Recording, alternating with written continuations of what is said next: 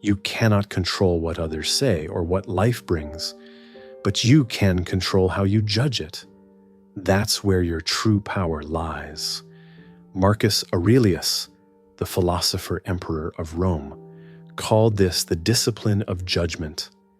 He built his mental fortress on it, one thought at a time. Life pelted Marcus with struggles, military campaigns, political strife, a troubled son, and devastating plagues. Yet he tells himself, "You have power over your mind, not outside events. Realize this, and you will find strength." His journal, Meditations, reveals a ruler striving not for control over an empire, but mastery of his own interpretations. And in this, he left a timeless blueprint for unshakable freedom. Central to Marcus's philosophy is the concept of impressions, how we color objective events with our perceptions. He writes, "If you are pained by any external thing, it is not this thing that disturbs you, but your judgment about it. And it is in your power to wipe out this judgment now." In other words, reality is raw material. It's the stories we tell ourselves that shape our experience. Marcus uses the metaphor of a guard at the gate of our mind. Just as a watchman challenges those seeking entry, we must interrogate our impressions before granting them admittance. He advises, "Do not let the impression carry you away. Say to it, 'Hold on a moment. Let me see who you are and what you represent. Let me put you to the test.'" This gap between stimulus and response is where our power resides. By pausing to examine an impression, we rob it of the ability to hijack our emotions. We move from reaction to reflection, from captive to captain of our mental ship. With practice, this becomes an impenetrable inner citadel, a fortress of the mind no external event can breach unless we open the gates. As Marcus counsels himself, "Today, I escaped anxiety." Or no, I discarded it because it was within me in my own perceptions, not outside. Let's walk through some examples of applying this discipline of judgment to life's challenges. Consider an insult. Someone calls you incompetent, untalented, unworthy. The untrained mind latches on to this impression, replays it, amplifies it. But as Marcus observes, we cannot choose our external circumstances, but we can always choose how we respond to them. So you have a choice. You can curse the other person, escalate the feud, carry the wound, or you can speak to your soul as Marcus did. You are only opinion. Drop the opinion, and the pain goes with it. The insult itself cannot hurt you. Only your decision to cling to it can. What about loss? Of a job, a relationship, a loved one? The instinct is to rage against cruel fortune, to catastrophize, to ask, "Why me?" Again, Marcus zooms out to see the bigger picture. Is any man afraid of change? What can take place without change? What then is more pleasing or more suitable to the universal nature? And can you take a hot bath unless the wood for the fire undergoes a change? And can you be nourished unless the food undergoes a change? And can anything else that is useful be accomplished without change?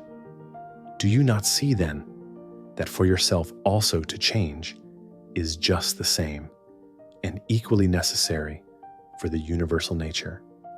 Loss is woven into the fabric of existence.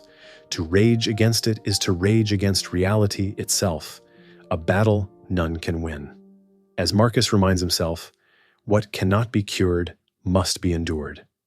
But endurance need not mean suffering. We can reframe loss as evolution, a shedding of the old to make way for the new. We can focus on what we still possess, not just what's been taken.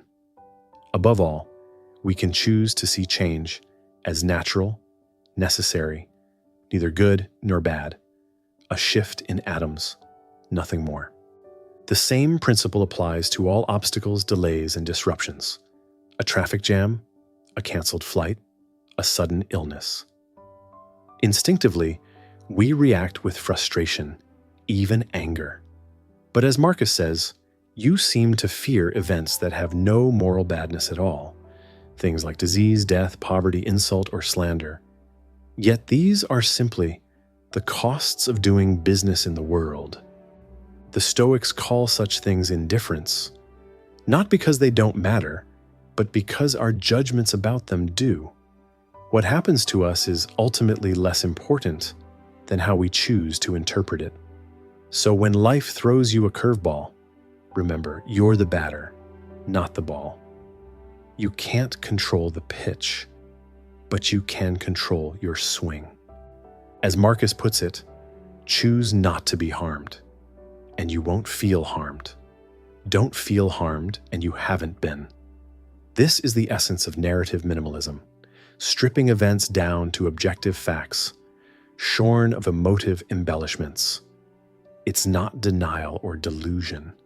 It's a refusal to let impressed sensations turn into distorted stories. Marcus takes this to the extreme, describing even death as simply a dissolution of the elements. While that may seem cold comfort in grief, there's wisdom in remembering nature's cycles.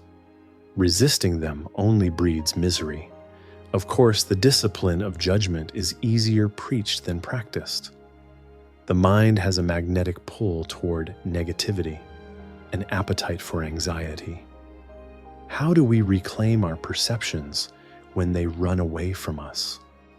Marcus has an answer. On each occasion, say to yourself, "This is nothing new. It happens to everyone." By zooming out, we see our struggles not as personal affronts, but as part of the human condition. Everyone from beggars to emperors confronts conflict, loss, mortality. Why should we expect to be exempt? This cosmic perspective is a balm for the burn of self-absorption. It dissolves the myopic sense that we've been singled out for hardship. Our story becomes one of shared resilience, not solitary woe. Paradoxically, this realization can be profoundly empowering. If everyone faces similar demons, then we're not weak or cursed for struggling. We're just human. And if others throughout history have overcome great trials, then surely we can rise to meet our own. The more we practice this reframing, the more space we create between ourselves and our knee-jerk impressions. Slowly but surely, we construct that inner citadel Marcus extols, an unassailable sanctuary of the mind. As he puts it in one of his most evocative passages, the soul becomes dyed with the color of its thoughts. Soak it then in such trains of thoughts as, for example, where life is possible at all, a right life is possible. Or, wherever you find yourself, claim only what is compatible with reason and the common good. In other words, we can tint our inner world with the hues of our choosing. We can trade angst for equanimity, despair for determination. It all starts with taking responsibility for the tones with which we paint our perceptions. To apply Marcus's discipline of judgment in everyday life, try this simple evening reflection. Begin by recalling one event that disturbed you today. Describe it in strictly objective terms, as if you were a courtroom stenographer reporting facts, not feelings.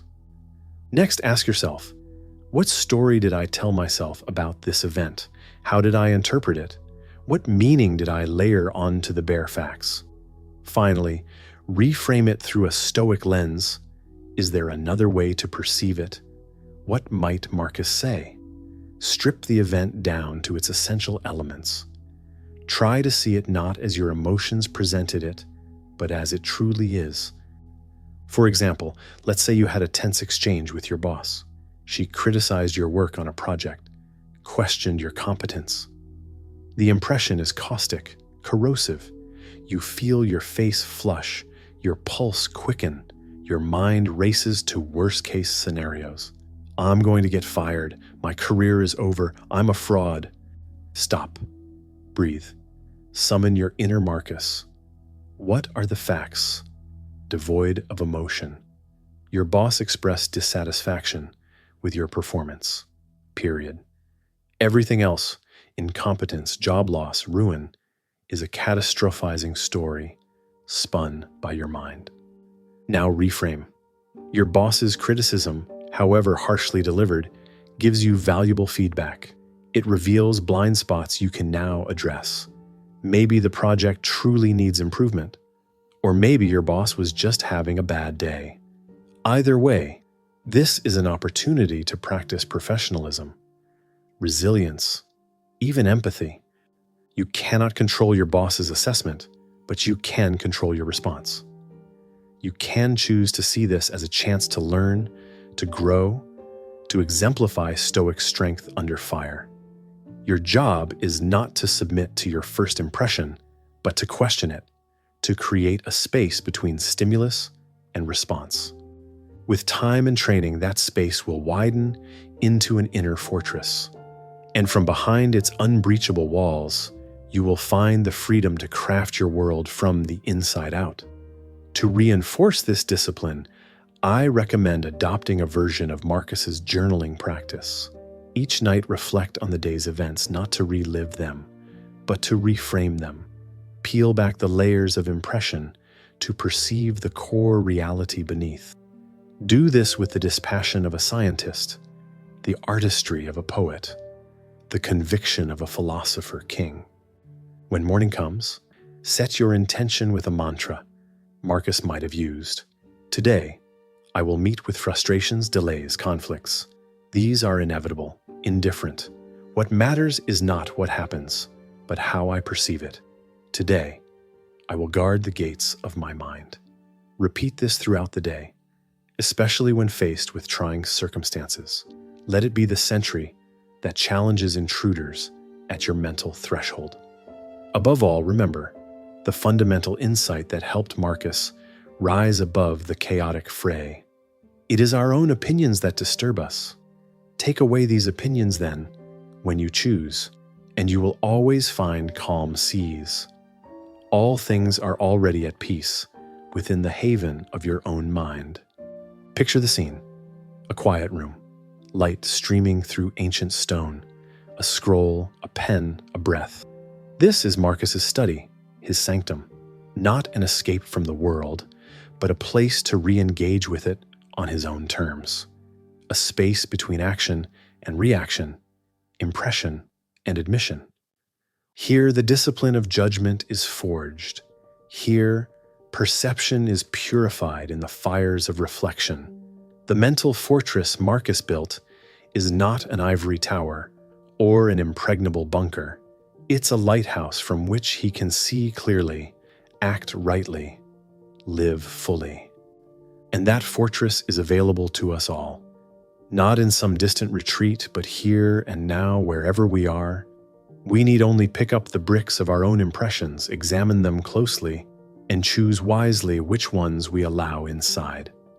In our next installment, we'll explore how to extend this practice into the interpersonal realm.